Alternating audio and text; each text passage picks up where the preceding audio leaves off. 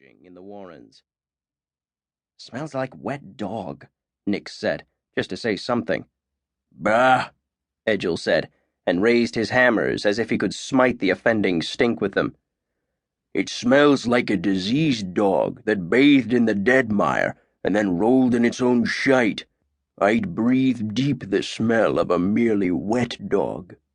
"No doubt," Nix said, unable to resist. "Your people are said to have well, let's call it a fondness for their herd dogs." Egil stomped his boot in the muck, splashing Nix with mud.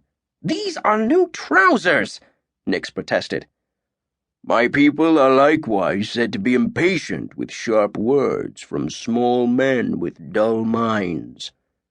"A dull mind?" Nix said, his pride pricked. "Me?"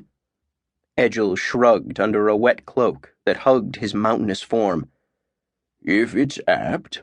And by small, I spoke of girth, of course." "What?" Nix stopped in the street and turned to face his friend, pointing at Egil's broad-nosed face, barely visible under the cloak hood. "Small, you say? Me?" "Lacking in girth, I said, and I made only a general observation." The priest waved a hammer non-committally and started walking again, the mud of the street audibly sucking at his boots. Over his shoulder, he said, "But again, if you think it apt." Nix ran after him, further splashing his trousers with mud. "I don't." "Ah," Egil said insincerely. "Well enough, then." "Well enough what?" "It's inapt. So you say." "So I say? There's not a woman in Durfolen who'd attest to your claim of small girth. Kier only the most recent. And as for the rest, I was enrolled in the conclave before I'd seen 20 winters. No one of dull mind could have done so. And, I'll add, only a hillman of infinitesimally small mind would think otherwise." "Infinitesimally," Egil said, his tone carrying a smile. "Nice. But you quit the conclave, Nix." "Now I know you're just trying to be irritating. You know well that I was expelled." "So you say."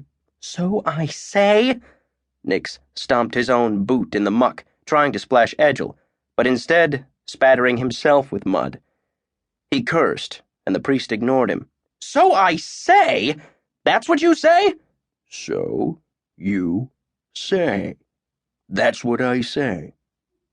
They both stopped, turned, and stared at one another a long moment. The rain beat down. Thunder rumbled.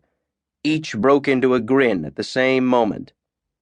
"You did call my people fackers of dogs," Egil said. "I meant nothing," Nix said with a tilt of his head. "Trying to distract myself.